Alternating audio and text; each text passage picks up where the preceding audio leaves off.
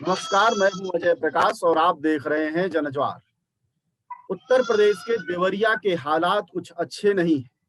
कल आई एक रिपोर्ट के अनुसार देवरिया के अंडिला गांव और दूसरा कोडर बैदा गांव में लगभग 32 लोगों की मौत 15 दिनों में हो चुकी है।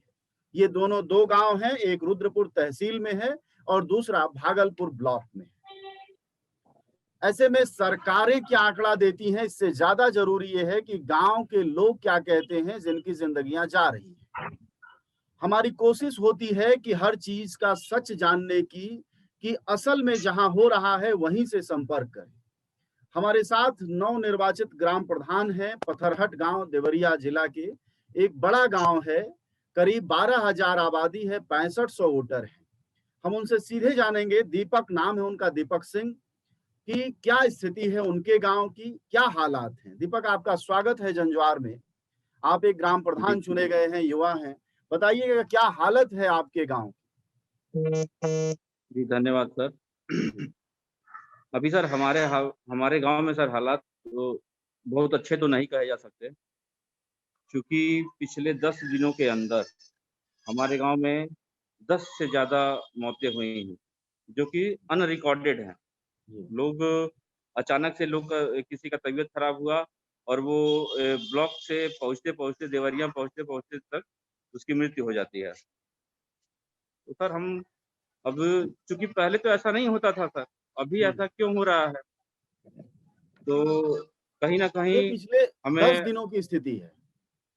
हाँ सर, हम्म। पिछले 10 दिनों में सर ये स्थिति बनी हुई है हमारे गाँव। अच्छा, आप चूंकि अभी अभी चुने गए हैं तो जैसा कि आ रहा है, ये 10 दिनों की मौत मतलब सिर्फ बुखार खांसी का है या कुछ और भी? नहीं सर, नहीं, जैसे अभी मैं जब चुनाव लड़ रहा था उसी समय गया था, एक एक लोग का तबीयत खराब था सर, तो कोई जी। दिक्कत नहीं था, तबीयत खराब था, शुगर थोड़ा बढ़ा हुआ था 335 के करीब। हम्म। मैं देख वो के आया, उसके बाद उनका रिपोर्ट सब कुछ देख के आया। फिर जब मैं हम्म। घर पे आता हूँ, रात में सोता हूँ, सुबह पता चलता है कि वो मर गए। ओहो। समझ में नहीं आया कि ऐसा क्यों हुआ?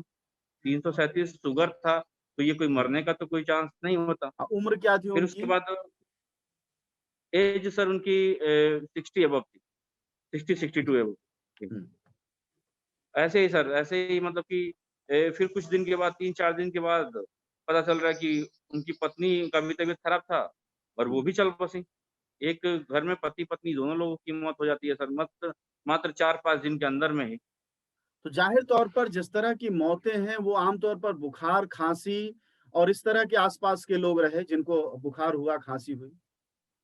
सर बता तो रहा हूँ सर, वो चेक भी नहीं करा पाए कि उन्हें कोरोना है या नहीं है। कोरोना हम्म। होता तो वो आइसोलेट होते या फिर कोरोना की दवा खाते, कुछ जी। पता भी नहीं चल पा रहा है कि है क्या चीज़ ये। अभी बस थोड़ा-सा तबीयत खराब हुआ और ब्लॉक तक पहुँचते-पहुँचते या फिर एक तो प्राथमिक इलाज भी नहीं मिल पा रहा है। भाई लोग डॉक्टर भी यही बोल रहे हैं, पहले आप कोरोना का टेस्ट करके आएँ तभी प्राथमिक इलाज होगा आपका। ये सब हम्म। भी प्रॉब्लम सर बनी हुई हैं, ठीक ना? अभी जी। ये लोग पहुँचे अभी देवरिया जिला अस्पताल तक पहुँचते-पहुँचते किसी की मौत हो जा रही है सर। तो आपके गांव से देवरिया की दूरी तो मुश्किल 15 किलोमीटर होगी। जी हाँ सर, 15 किलोमीटर। जी। तो ये बताइए कि सरकार की ओर से क्या व्यवस्थाएं की गई हैं? अगर पिछले 10 दिनों में 10 लोगों की मौत हो गई, तो क्या अभी व्यवस्था क्या है? कोरोना जांच होने लगी है?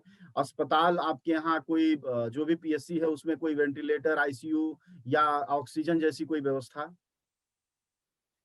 तो सर जाँच तो हो रहा है हमारे पीएचसी में जाँच तो हो रहा है सर, ठीक ना? जी। एंटीजन जाँच भी हो रहा है, आरटी-पीसीआर जाँच भी हो रहा है जी। और क्या नाम है सै सैनिटाइज़ेशन का काम हमने गाँव में शुरू कराया है सर। 2-3 दिन, जी। 4 दिन तक लगातार सैनिटाइज़ेशन का भी काम हुआ है। हम्म। लेकिन सर फिर भी भय तो बना हुआ है, भय का माहौल है सर पूरे गाँव में। सर हम्म। मेरा एक अनुरोध है, अगर जी। गवर्नमेंट से अगर आप हमारी बात कह सकें या फिर जरूर कहीं से जरूर। भी तक हमारी हम्म। बात पहुँचा सकें। हम्म। सर शादी-ब्याह सर अगर रुकवा सकते हैं गवर्नमेंट, हम्म। बिल्कुल बैन करा दें, क्योंकि वहाँ पे जो हो रहा है वहाँ पे गैदरिंग होगा ही होगा। अगर जी। किसी घर में शादी होगा सर तो चाचा-चाची, फूफा-फूफी, ताई सभी लोग आएँगे ही आएँगे हम्म। हम्म। और बाकी के रिश्तेदार आएँगे सर। अगर आज के इस दौर में हमें ऐसा लगता है सर कि शादी-ब्याह पे तुरंत स्ट्रिक्टली बैन लगना चाहिए। बिल्कुल शादी ब्याह होगा ही नहीं, जब माहौल ठीक हो जाए उसके बाद शादी ब्याह का डेट पड़ना जी। चाहिए। तो आपका एक इससे महत्वपूर्ण हमारे यहाँ सुझाव है सरकार को कि शादी विवाह मतलब जो फंक्शन है, उन्हें ज़रूर जी रोक सर, दिया जाना चाहिए। बिल्कुल सर, बिल्कुल बैन कर दिया जाए सर। किसी अलाउ ये भी नहीं अलाउ किया जा सकता कि 6-7 लोग जाके शादी कर लें, क्योंकि सर कहने को होता है 6। तो आप कह रहे थे कि सिर्फ़ कहने के लिए होता है 6-7 लोगों का जाना, पहुँचते-पहुँचते 20-50 लोग हो ही जाते हैं। जी सर, जी, जी, जी। अच्छा, अब हम हमें ये बताएँ कि जो आपके गाँव में पिछले जाँचें हुई हैं, अगर मान लीजिए 10 दिन से जाँच हो रही है, तो क्या कुछ लोग पॉज़िटिव आए हैं हाँ सर, पॉज़िटिव आए हैं। गाँव में? कितने लोग पॉज़िटिव हैं? सर पॉज़िटिव की संख्या कम से कम 30 से 35 होगी सर। 30-35 लोग आपके गाँव में हैं। आपका हाँ सर, बड़ा गाँव है तो हाँ, जी। जिसमें से सर 10-15 लोग पॉज़िटिव आने के बाद कुछ दिन तक आइसोलेट रह के जी, नेगेटिव भी दोबारा जाँच कराए हैं, तो दोबारा नेगेटिव भी आ गए हैं। जी। तो गाँव में क्या वो सब संभव हो पा रहा है जिससे आइसोलेशन की जो नॉर्म है या कोरोना प्रोटोकॉल का जो नॉर्म है, उसको ग्रामीण लोग मतलब मान रहे हैं या यूँ ही कह रहे हैं कि नहीं कोरोना कोई रोग नहीं है और जैसा कि बर्ताव रहा नहीं, है वो नहीं, जारी है? नहीं सर। सर ठीक है, हम नहीं मानेंगे, लेकिन चूँकि मौतें तो गाँव में हो रही हैं, तो मैं देख सकता हूँ ना सर। अभी मैं बात कर रहा था देवरिया के पथरहट गाँव के ग्राम प्रधान से और उन्होंने बताया कि हालात क्या हैं। उन्होंने यह भी कहा कि कम से कम शादी-विवाह के कार्यक्रम इस बीच बैन करा देने चाहिए सरकार को। हमारे साथ इस वक़्त खुखुंदू क्षेत्र, देवरिया जिले का खुखुंदू थाना क्षेत्र है। उस क्षेत्र से और बहादुरपुर गाँव के निवासी हैं और सबसे बड़ी बात सामाजिक कार्यकर्ता हैं, लगातार राजनीतिक संघर्षों में रहते हैं। चतुरानंद ओझा हैं हमारे साथ। हम उनसे जानेंगे कि वहाँ उनके गाँव के आस-पास की क्या स्थिति है। हमने बातचीत में आपको बताया था कि देवरिया में लगातार स्थितियाँ अच्छी नहीं हैं। 2 गाँव का नाम बताया था, भागलपुर ब्लॉक का अंडीला गाँव और रुद्रपुर तहसील का कोडर बैदा, जहाँ लगभग 32 लोग पिछले 10 दिनों में मर चुके हैं। चतुरानंद जी, आपका जो खुखुंदू थाना क्षेत्र है, उसमें खुखुंदू भी एक गाँव है और वह भी बड़ा गाँव है देवरिया हाँ जिले जी। का। क्या जी, स्थिति जी, है जी, वहाँ? जी।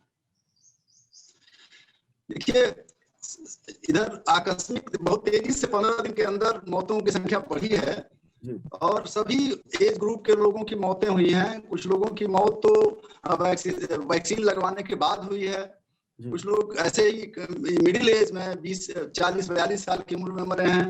जी, यहाँ तक कि मेरे छोटे भाई की मौत पिछले 25 तारीख को हो गई और 3-4 दिन से उनको जुकाम बुखार आ रहा था और अकस्मात 25 को ऑक्सीजन की कमी हुई और उनको अस्पताल ले जाया गया, जी, जहां उन्होंने कहा कि वेंटिलेटर यहाँ नहीं है और ऑक्सीजन गिरा हुआ है और वहां 15-20 मिनट के अंदर उनकी मौत हो गई।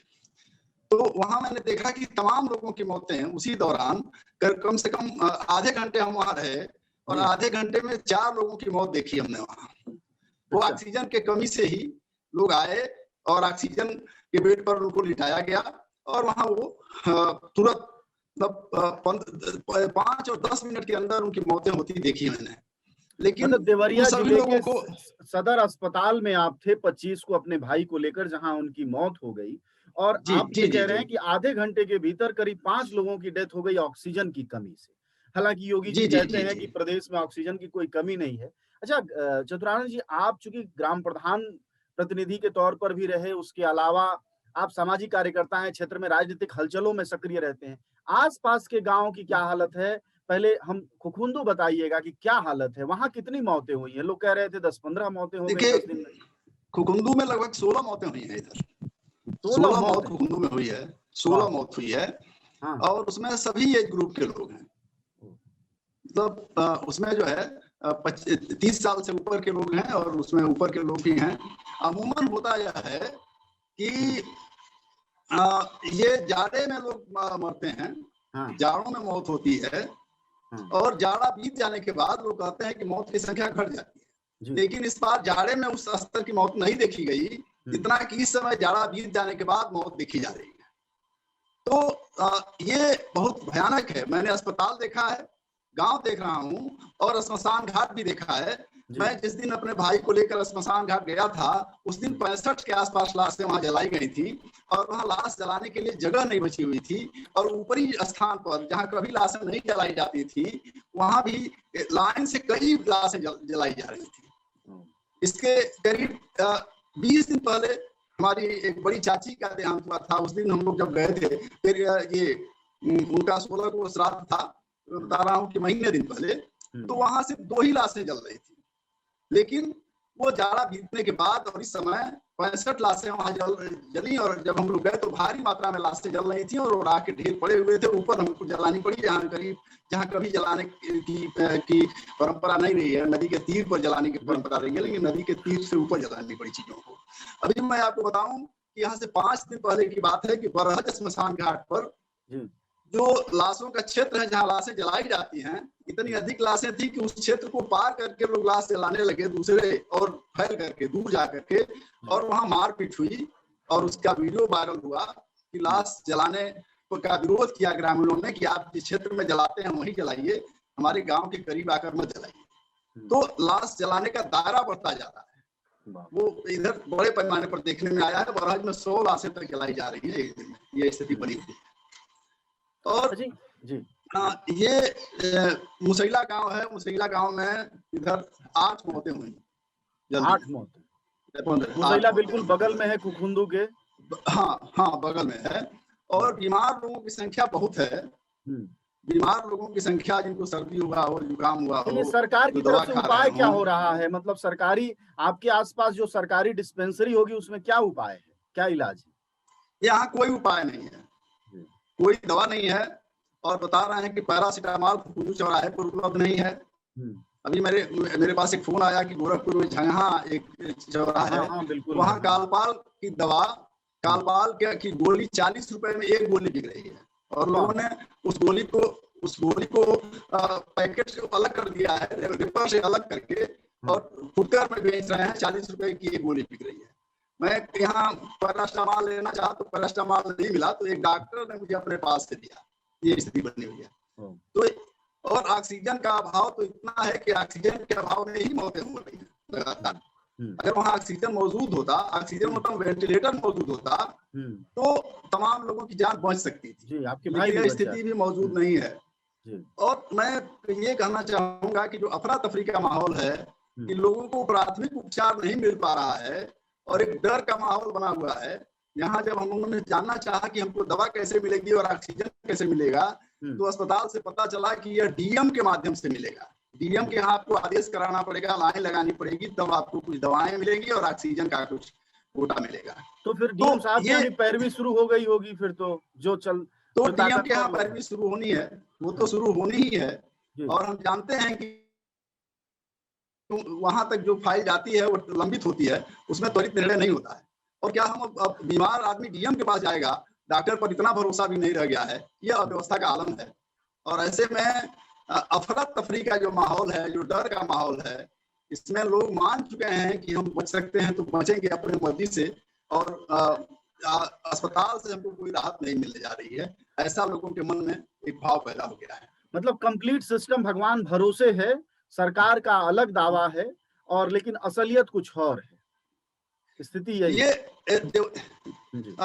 अजय प्रकाश जी, देवरिया जिले के बैदा गांव में एक हफ्ते में 12 लोगों की मौत हुई है। हाँ, मैं वही कोडर बैदा गांव था, बिल्कुल जी। हाँ, और ये दहशत का माहौल है। इसमें शुक्रवार को स्वास्थ्य विभाग की टीम गांव पहुंची और 58 लोगों की एंटीजन जांच की गई, जिसमें किसी की भी रिपोर्ट कोरोना पॉजिटिव नहीं आई है। वाह।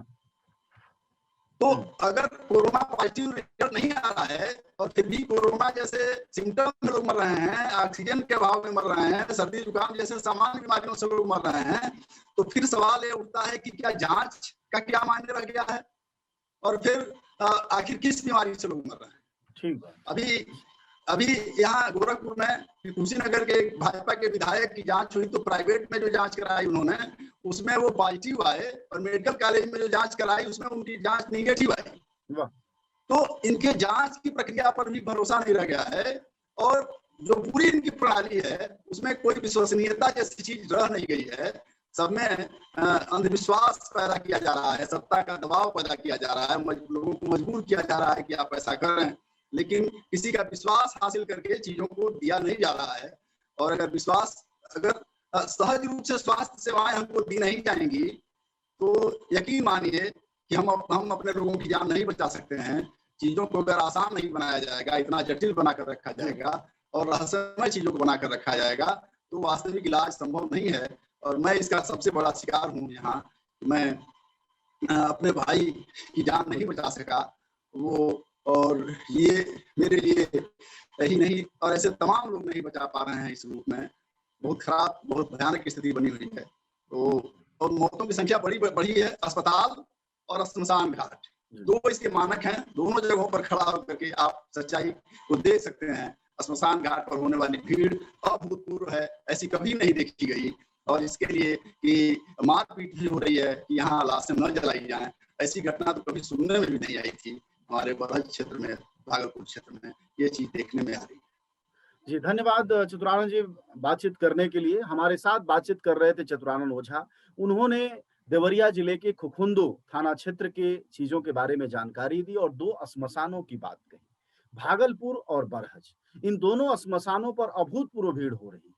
उन्होंने एक उदाहरण के जरिए एक रिश्तेदार की मौत जो पिछले महीने 1.5 महीने पहले हुई थी, उसके आधार पर एक उदाहरण दिया कि जिस भागलपुर घाट पर 2 लाशें 3 लाशें उस वक्त थी जब ये लोग पहुंचे थे, अब वो 100, 65, 70, 80 हो गई। यह जो बढ़ोतरी है ये सरकार के दावों से मेल नहीं खाता है। हमने सच जानने की कोशिश की है, बाकी सब आप पर निर्णय है कि आप सरकार के दावों को सच मानते हैं या सरकार पर यह दबाव बनाते हैं कि वह नीति नियंता नियमों को ठीक करे, क्योंकि स्थितियां बहुत खराब हैं। देवरिया योगी आदित्यनाथ के गृह जनपद गोरखपुर से मात्र 54 किलोमीटर है। 54 किलोमीटर की इस दूरी के बाद लाशों और अस्पतालों की हालत बताती है कि प्रदेश के बाकी जिलों की क्या स्थिति होगी। धन्यवाद चतुरानंद जी, जुड़े रहने के लिए आपका शुक्रिया जानकारी के लिए।